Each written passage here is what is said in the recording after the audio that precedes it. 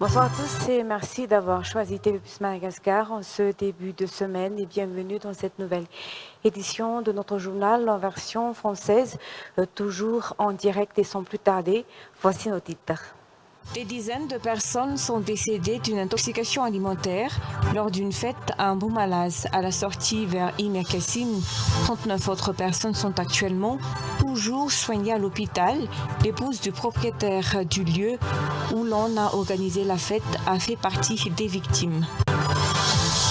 Le problème de budget en matière de vaccination à Madagascar n'aura encore aucun impact sur la réalisation de la campagne de vaccination pour cette année, selon le président de la commission santé à l'Assemblée nationale ce jour. En effet, l'État a encore pu s'acquitter de sa part de budget jusqu'à maintenant, selon ses dires. Madagascar a conclu sa participation à la Rugby Africa Women's Cup 2025 par une lourde défaite face à l'Afrique du Sud, 17-61. Au stade Maquis, les Ladies Maquis ont subi 3 revers consécutifs dans cette édition, les éliminant de la division performance. Et en Afrique de l'Est, le Burundi vient d'élire ses nouveaux parlementaires, alors que le pays tentait déjà de tourner la page d'une décennie d'isolement. Il doit désormais faire face aux pénuries et à une inflation record. À la une des actualités, des dizaines de personnes sont décédées d'une intoxication alimentaire lors d'une fête à Mboumalaz à la sortie vers Imercassine. 39 autres personnes sont actuellement toujours soignées à l'hôpital.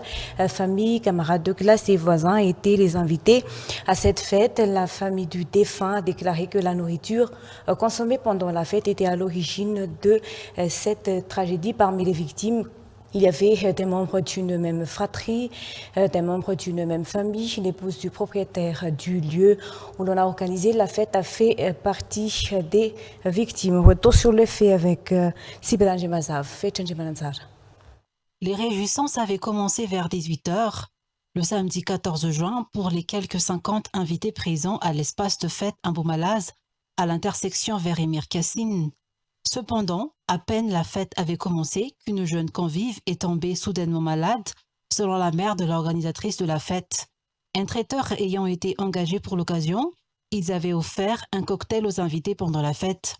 La première victime, un jeune âgé de 17 ans, n'a pas survécu à la nuit de ce samedi. Les proches des victimes ont déclaré que c'était la nourriture consommée pendant la fête qui était à l'origine de la tragédie. Cette mère de famille fait partie des personnes ayant perdu des enfants dans ce drame. Ces 4 enfants étaient venus à la fête. 2 d'entre eux s'en sont sortis indemnes car ils n'avaient pas touché à certaines nourritures, tandis que l'un d'eux est décédé et l'autre toujours hospitalisé entre la vie et la mort. Cette jeune femme faisait partie des participants à la fête. Les symptômes de la maladie étaient les suivants: des vomissements verts et sombres, des troubles de la vision et un essoufflement. Certaines victimes sont même tombées inconscientes. D'autre part, certains des jeunes présents à la fête s'en sont sortis indemnes. Parmi eux, ce jeune homme qui, selon ses explications, n'a rien mangé du tout, mais qui s'est contenté de boire seulement.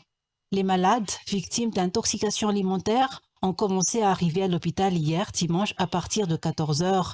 Leurs symptômes étaient identiques. Certains ont également été évacués vers d'autres hôpitaux. Les familles des patients ont pointé du doigt les fréquentes coupures de courant à l'hôpital qui ont rendu difficile l'approvisionnement en oxygène et la réanimation des patients, d'excite ce frère d'une victime. Parmi les victimes figurait également l'épouse du propriétaire de l'espace qui avait accueilli la fête. Ce propriétaire, jour au téléphone, a confirmé que les organisateurs de la fête avaient fait appel à des traiteurs extérieurs. Le commandant général de la gendarmerie d'Antananarivo a ordonné l'ouverture immédiate d'une enquête sur cette affaire. À noter que selon le bilan, 11 personnes ont perdu la vie, 39 autres sont hospitalisées à la GRA des suites de cette intoxication alimentaire. Autre sujet, le respect des mesures sanitaires par les candidats à l'examen du CEPE 2025 dont les épreuves se tiendront demain est indispensable. Les élèves ont tout intérêt à ne pas veiller trop tard cette nuit afin d'être le plus dispo possible. Le jour de l'examen, il est essentiel de manger sainement et de stimuler sa mémoire. Les parents doivent également prévenir les situations convictuelle à la maison afin de ne pas perturber la concentration des examens des enfants pendant l'examen. Des précautions sanitaires doivent être prises par les candidats à l'examen du CEPE dont les épreuves se dérouleront demain, en plus de la préparation générale. Parmi les précautions sanitaires à prendre figure le respect du temps de sommeil. Il est conseillé aux élèves de ne pas dormir trop tard pour ce soir afin de ne pas être fatigués pendant le jour de l'examen de demain. Il est également important de privilégier une alimentation saine, notamment qui stimule la mémoire pendant les périodes d'examen. Il est également important de ne plus se retourner sur le passé, mais de se focaliser sur l'avenir. Les parents doivent également éviter les disputes à la maison afin de ne pas perturber la concentration des enfants. Les candidats ont également besoin de soutien matériel pour réussir l'examen. Dans ce sens, la commune d'Iva doit fournir des équipements aux candidats du CEPE. Cette dotation en équipement peut être réalisée grâce à la coopération entre la commune d'Iva et ses partenaires. Plus de 300 enfants candidats au CEPE, répartis à travers 5 EPP de la commune d'Ivat, ont bénéficié de ce kit scolaire complet contenant toutes les fournitures nécessaires pour passer le CEPE. En plus du kit scolaire, ces élèves ont également eu du chocolat qui stimulera leur mémoire. C'est grâce à la collaboration avec la société Ravnal Airport qu'a peut être effectuée cette dotation en équipement de ces candidats au CEPE.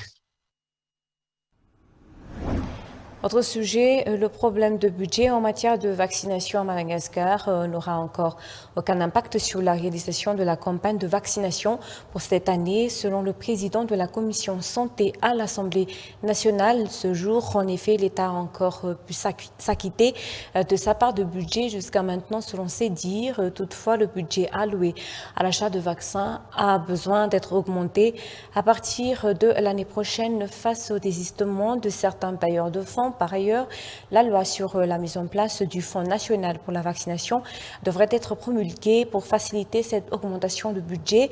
C'est dans l'optique d'atteindre cet objectif que la coalition parlementaire sur la vaccination vient d'être créée. Reportage signé Anne Charlassou.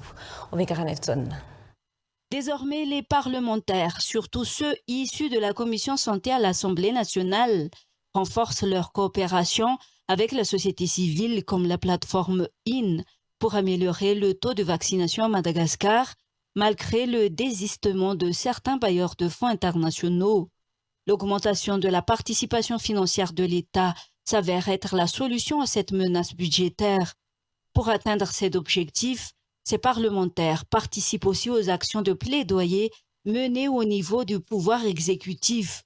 Pour accélérer les procédures à suivre, la commission santé à l'Assemblée nationale a impliqué d'autres commissions, telles que la commission juridique de la Chambre basse, dans leurs actions. En effet, la loi sur la mise en place du Fonds national pour la vaccination, déjà adoptée par les deux parlements en 2016 et approuvée par la Haute Cour constitutionnelle, n'a pas encore été promulguée jusqu'à aujourd'hui, d'où la nécessité de l'implication de cette commission juridique dans les actions entamées par les parlementaires et la société civile. L'augmentation du budget de l'État alloué à la vaccination devrait être appliquée d'ici l'année prochaine, puisque les parlementaires ne pourront présenter leurs propositions que durant la session du mois d'octobre prochain, pendant laquelle les parlementaires aborderont la question de la loi de finances initiale de l'année 2026. Mais en attendant, la plateforme IN et les parlementaires ont créé la coalition parlementaire sur la vaccination qui agira pour l'amélioration de l'accès à la vaccination à Madagascar. Dans le reste des actualités, Madagascar a conclu sa participation à la Rugby Africa Women's Cup 2025 par une lourde défaite face à l'Afrique du Sud, 17-61 au stade Maquis. Les Ladies de Maquis ont subi 3 revers consécutifs dans cette édition, les éliminant dans la division performance. Dominées physiquement et tactiquement, elles s'étaient déjà inclinées contre le Kenya 5-28 et l'Ouganda 20-24. L'Afrique du Sud remporte son 4e titre continental d'affilée. Romy Hermanen. Madagascar a terminé sa campagne au Rugby Africa Women's Cup 2025 sur une lourde défaite face à l'Afrique du Sud, s'inclinant 17-61 au stade Maquis d'Indotapénac ce dimanche. Ce revers marque la 3e défaite consécutive des Ladies Maquis dans ce tournoi continental, les excluant ainsi de la division performance du rugby africain. Malgré une détermination visible sur le terrain, les joueuses malagasy n'ont pas réussi à freiner la puissance et la vitesse impressionnante des Springboks sud-africaines qui décrochent par la même occasion le 4e titre continental consécutif et leur 3e victoire d'affilée sur le sol malagasy. Tout au long du tournoi, Madagascar n'a enregistré aucune victoire. Lors de la première journée, elle a été largement dominée par le Kenya, s'inclinant 5-28.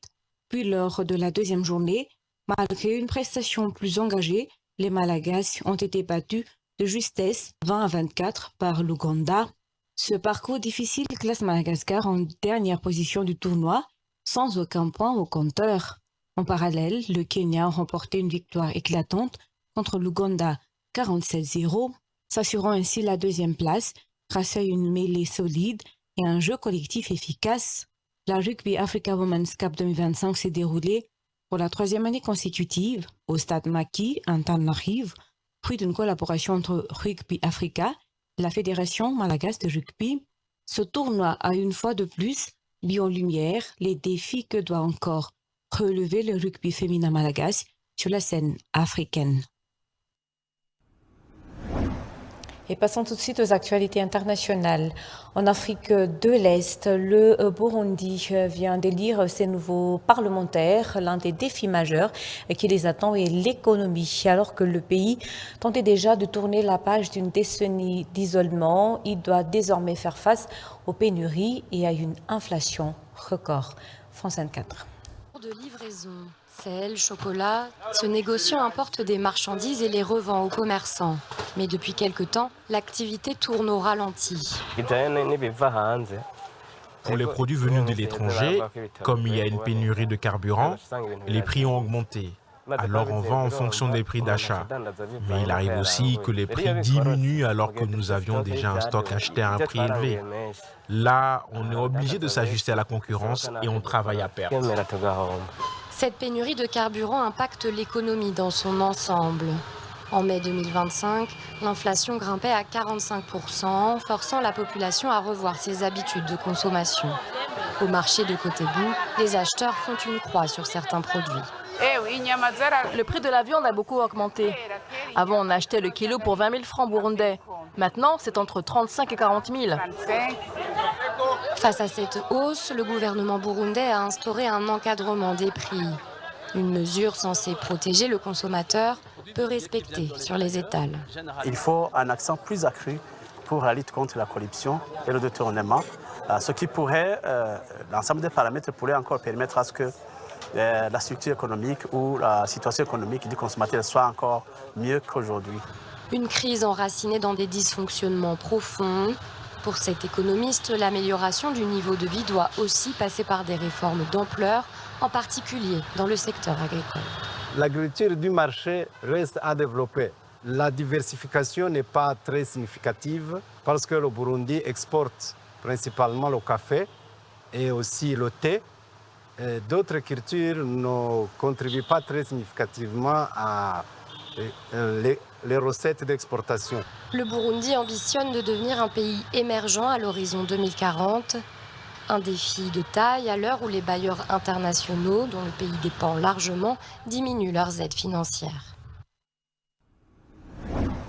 C'est la fin de cette édition. L'information de TV+ Madagascar est disponible sur nos pages Facebook TV+ Info et TV+ Madagascar officiel et sur notre chaîne TV+ Madagascar, également sur YouTube. Sur ce, bonne soirée.